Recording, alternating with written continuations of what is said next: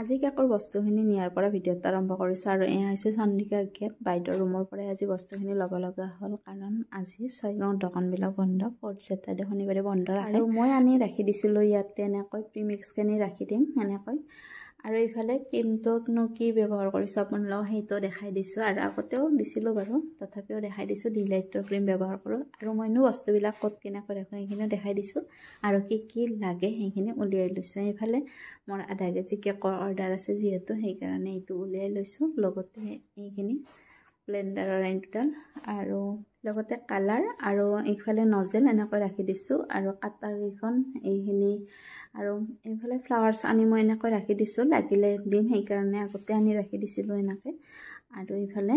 এইখিনি কাপকেইটা লাগিব, মেজাৰমেণ্ট কাপকেইটা আৰু এইখিনি গোটেইখিনি উলিয়াই লৈছোঁ।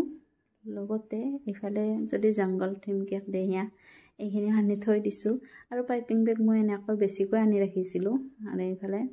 পলিথিন দিয়াকৈ এনেকৈ পেকেট এটা আনি থৈছোঁ আৰু পাইপিং বেগো এনেকৈ আনিলে বহুত দিন যাব, বেছি থাকেই আৰু এইফালে মোৰ এইখন হৈছে জোখা কিমান কেজিৰ হয় সেইখিনি জোখো আৰু এইফালে বক্সকেইটা বক্সো এনেকৈ বেছিকৈ আনা আৰু কি হয় বস্তুবিলাক বেছিকৈ আনিলে অলপমান কমতো পোৱা যায় আৰু মেইন বস্তুটো হৈছে ব্লেণ্ডাৰ আৰু এইফালে এইটো হৈছে ব্ৰেড বনোৱা সাঁচাটো আৰু এইফালে মই কি কোম্পানীৰ লৈছোঁ এইটো চাওকচোন, এয়া হৈছে বাজাজ কোম্পানীৰ ব্লেণ্ডাৰ আৰু মেইন বস্তুটো হৈছে এইটো ব্লেণ্ডাৰডাল লাগিবই কেক বনালে আৰু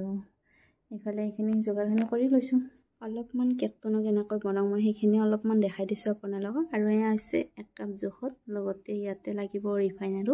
পানী আৰু এইফালে মই